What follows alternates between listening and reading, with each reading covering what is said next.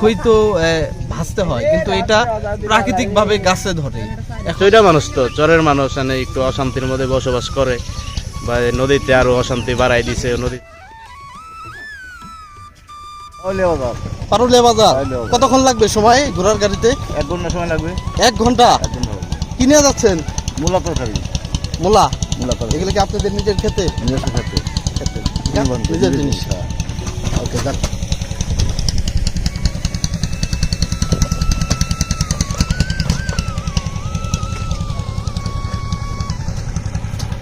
আসসালামু আলাইকুম দর্শক, ওয়েলকাম টু অ্যানাদার ব্লগ। আবার ফিরে আসলাম ঘুরি ফিরি নতুন আরেকটা এপিসোড নিয়ে। আজকে আমরা যেখানে রয়েছি এটা হচ্ছে ঢাকা বিভাগের মানিকগঞ্জ জেলার শিবালয় উপজেলার তেওথাই ইউনিয়ন। তেওথাই ইউনিয়নেরই যমুনা নদীর পাড়ে গড়ে ওঠা একটি চর হচ্ছে চর রঘুনাথপুর।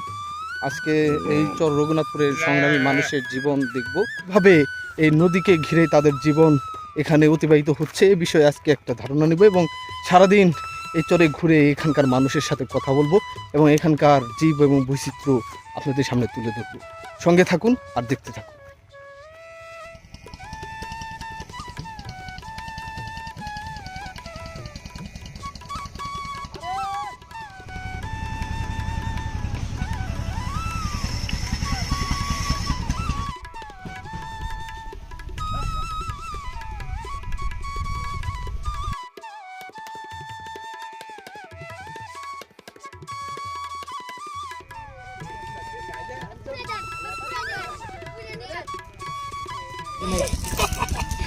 और करे बदन टिप पनोडा गाय को वाला दे ओडा मार আমার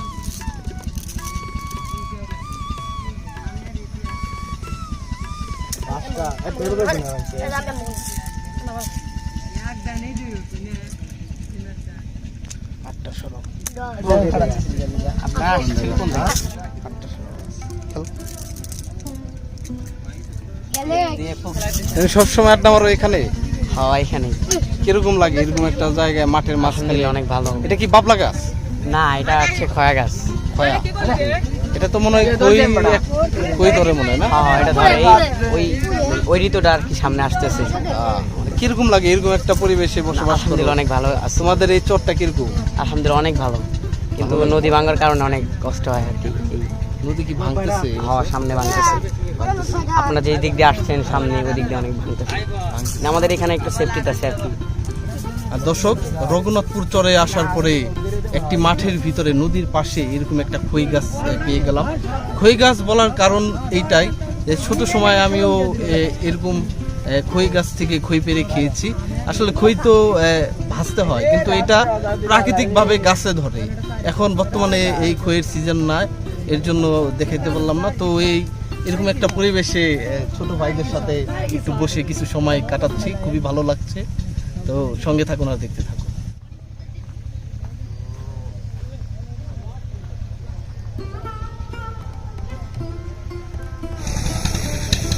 আর দর্শক, দেখতে পাচ্ছেন যে এই চরের নদীর পাশেই কিছু বাড়িঘর রয়েছে। তারা এভাবেই জীবন অতিবাহিত করছে, যে যেভাবে পারছে সেভাবেই তাদের এই সুখের সংসার সাজাচ্ছে। এখানে একটা বাড়ি দেখতে পাচ্ছেন, কত ছোট ছোট বাড়িঘরগুলো। এটা হচ্ছে রান্নাঘর। গ্রামে চরে রান্নাঘরগুলো এরকমই, তাদের যতটুকু সাধ্য রয়েছে এই অনুযায়ী তাদের এই বাড়িঘরগুলো তৈরি করে।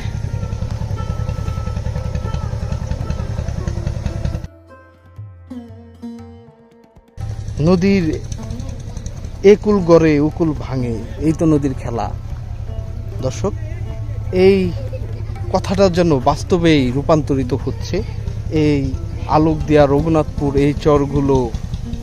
এভাবে একটা সাইড ভেঙে ভেঙে অনেক মানুষ বাড়িহারা, বস্ত্রহারা এবং তাদের যে শেষ ভিটামাটি এই জিনিসগুলো তাদের মাথায় উপর থেকে সরে গিয়েছে। তারা মানবতর জীবন কাটাচ্ছে। তারপরেও চরের মানুষগুলো চরেই থাকতে চায়, কারণ চরেই তাদের শান্তি, চরেই তাদের সুখ। এখন ভাই মনে করেন যে আপনার দেখা যাইতেছে যে চৈরা মানুষ, তো চরের মানুষ মানে একটু অশান্তির মধ্যে বসবাস করে, বা নদীতে আরো অশান্তি বাড়াই দিছে। নদীতে ভাঙ্গাচুরা জায়গা জায়গা দেখা যাইতে কিছু মানুষের আছে, বর্তমান কিছু মানুষের সব নদীতে গেছে গা, পরের জায়গায় স্থান নিছে, এইরকম কষ্টে জীবনযাপন করতেছে। ওই রকম তো দেখা যাইতেছে পুরান এলাকায় বা জায়গা জমি কেন সামর্থ্য নাই, গরিব মানুষ, পরেও দেখা যায় চরের একটা ঐতিহ্য, মায়া মহব্বত সবকিছু। এই জন্য চর দৈরাইরা মানুষের থাকে, বসবাস করে। তো দর্শক, শুনতে পেলেন এই রঘুনাথপুর চরের এক ভাইয়ের কথা। তো শত কষ্টের মাঝেও এই চর ছেড়ে তারা যেতে চায় না। এই নারীর টান, তাদের জন্মভূমি এই চর ছেড়ে শত কষ্টের পরেও তারা শহরের দিকে যায় না, শুধু একটা কারণে যে এখানে যেভাবে তারা বসবাস করতে পারে, খোলামেলা, তারপরে এখানে যে কোনো একটা কিছু করে খাওয়া যায়, কোনো রকম চলা যায়।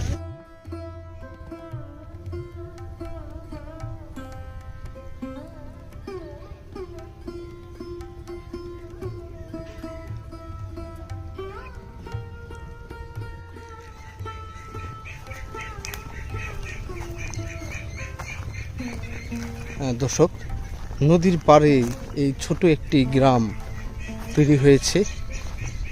এখানকার মানুষের মুখে যা শুনলাম যে এই নদীর ভাঙনের কবলে পড়ে যারা ঘরবাড়ি হারিয়েছে তারাই নাকি এখানে এসে এই ঘরবাড়িগুলো তৈরি করেছে।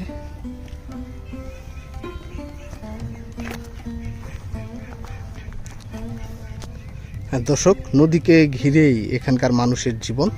এর পাশেই হচ্ছে এই যমুনা নদীর একটি শাখা নদী, আর তার পাশেই এই ছোট একটি জনবসতি গড়ে উঠেছে, দেখতে পাচ্ছেন।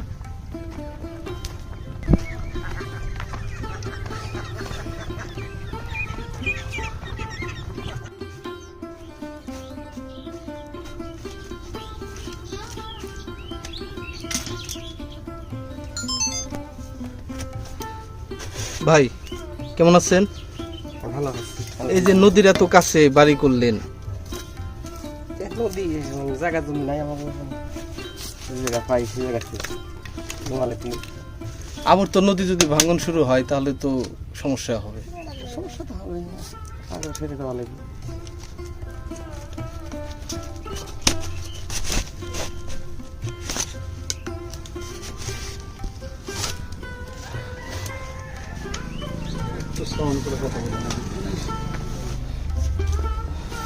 বাহ, সুন্দর প্রযুক্তি তো। ভাই ভালো আছেন? হ্যাঁ আলহামদুলিল্লাহ ভালো আছি। কি ঘর বাদ করছেন? হ্যাঁ ভালো আছি। এসে নতুন ঘর করছেন? হ্যাঁ নতুন ঘর। লাইটার এর আগে কোথায় ছিল বাড়ি ঘর? এর আগে ছিল যে আলো দেই দক্ষিণ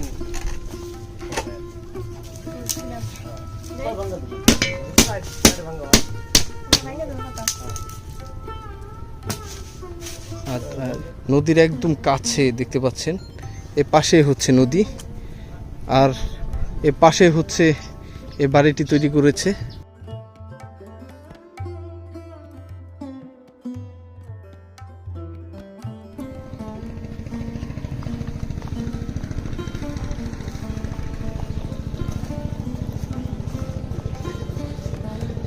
দর্শক, এই মানুষের পাশাপাশি এই প্রাণীদেরও প্রচুর গরম লাগে।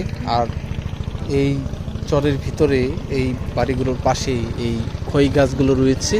এই গাছতলায় মানুষের মতো ছায়ার জন্য, একটু আরামের জন্য, একটু শান্তির জন্য এখানে এই প্রাণীগুলো রয়েছে, দেখতে পাচ্ছেন।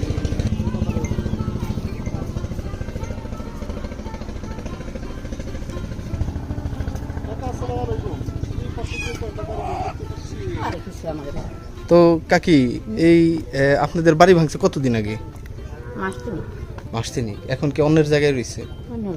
তো এই এত ভাঙা গড়ার জীবন কেমন লাগে এই চরে বসবাস করতে? অনেক খারাপ লাগে, এখন কি করবো, মানুষের কা নাই যে কালা হয়েছি আর কাপড় চোপড় ধোয়া না, পাল্টা না, খালি খাল্লাও না, কোনো পাগলের বেশি হয়েছে আর কি। এই চরে কত বছর ধরে আপনারা বসবাস করতেছেন? আমার বাপ দাদার দেশ ছিল চরেই, আমরা জন্ম নিছি চরেই, আমার পোলা মানে এটা ধরেছে চরেই বাস করছি।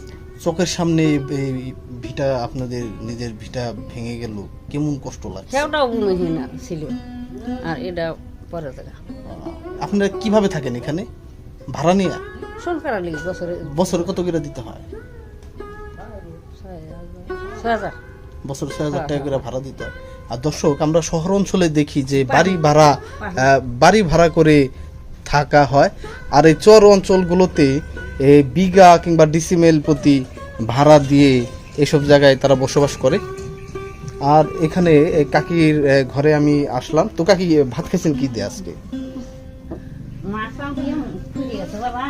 এটা কি আপনাদের আমন চাল না? হ্যাঁ, বড় ধানের ভাত। তো কাকা, কেমন কাটতেছে এই দুর্গম চরের জীবন? কষ্ট বাবা, নদীতে জমি জমা ভেঙে চলে গেছে, বাড়িঘর ভেঙে গেছে। ওই দক্ষিণ সাইডে জমি আছিল, সেগুলো এবার ভেঙে গেছে। আপনার নিজের জমি ছিল সব? আসিল, যেটুকু আসিল নদীতে ভেঙে গেছে আর কি। মানে এইদিকে তো আর ভাঙতেছে না? এইদিকে ভাঙতেছে না বর্তমানে। তো দর্শক, এই নদী ভাঙার পরে নদী ভাঙার পরে তার আর অবশিষ্ট কিছু থাকে না। তো এখন এই কাকারা যা পারছে, যেভাবে পেরেছে, তাদের ঘরটিকে সাজানোর চেষ্টা করছে। এটা বাড়ির পিছনের সাইড, দেখতে পাচ্ছেন পাশেই এই নদী, যমুনা নদীর যে শাখা, এই শাখা নদীটি এ পাশ দিয়ে বয়ে গিয়েছে। আর দেখতে পাচ্ছেন যে এইদিকে কোনো বাড়িঘর নেই, অনেক দূরে দূরে বাড়িঘর। আর এখানে কিছু নদী ভাঙার ফলে এখানে কিছু মানুষ এসে তারা এখানে আপাতত আশ্রয় নিয়েছে। তো আজকে আমরা এই সারাদিন এই মানুষগুলোর জীবন সম্পর্কে জানবো। সঙ্গে থাকুন আর দেখতে থাকুন।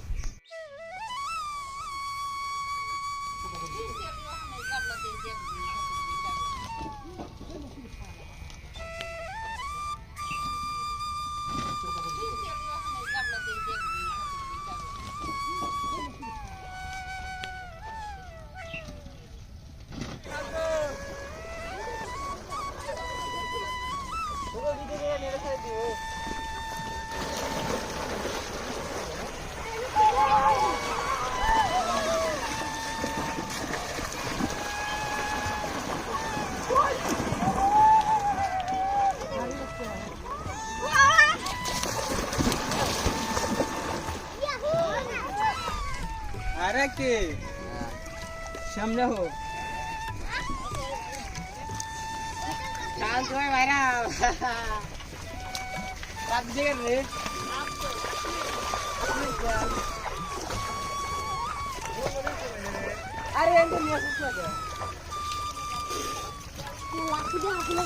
আর দর্শক, দেখতে পাচ্ছেন যে আমার পিছনে নদীতে কিভাবে এই চরের মানুষগুলো তাদের গৃহপালিত যে গরু রয়েছে এগুলো এনে এই দুপুরের পরন্ত দুপুরে তারা কিভাবে এখানে গোসল করায়, এই দৃশ্যগুলো শুধুমাত্র গ্রাম এবং এই চরগুলোতে পাওয়া যায়। তো আজকে আমরা এখানে এসে এই দৃশ্যগুলো দেখছি। তো সঙ্গে থাকুন আর দেখতে থাকুন। দর্শক, এই যেন এক অপরূপ দৃশ্যের ছোঁয়া আমরা পাচ্ছি। তো এই জিনিসগুলো আমরা ছোট সময় বিভিন্ন গল্পে কিংবা কার্টুনে দেখেছি যে এরকমভাবে গ্রামের সব গরুগুলো নদীর পাড়ে এনে এইভাবে গোসল করায়। তো এই দৃশ্যগুলো আজকে দেখে খুবই ভালো লাগছে, দেখতে পাচ্ছেন।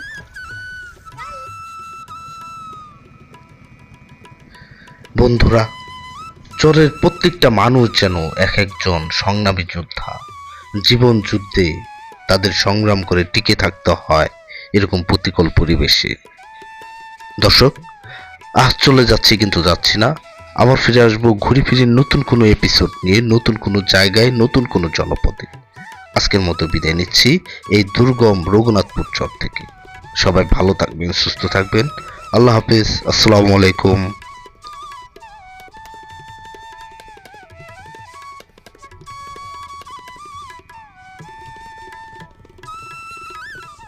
আর দর্শক, এই চরের দুর্গম পথ ধরে পাশেই এই নদী দেখতে পাচ্ছেন। এই নদীর পাশ দিয়ে এই রাস্তাটি বয়ে গিয়েছে। এই দুর্গম পথ দিয়ে হেঁটে চলেছি। তো আসলে চরের জীবনটা এত সহজ না, চরের জীবনটা খুবই কঠিন।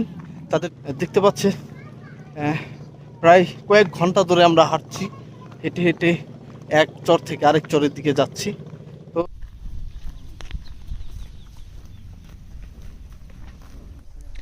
দর্শক, এই পথ পাড়ি দেওয়ার পরে হেঁটে পার হয়েছি। এই পথ পাড়ি দেওয়ার পরে এই রাস্তার পাশে কয়েকটা বাড়ি ঘর রয়েছে দেখতে পাচ্ছেন। নদীতে ভাঙতে ভাঙতে মনে করেন যে এ পর্যন্ত আইছি, এর তার কত ভালো থাকবো আমরা।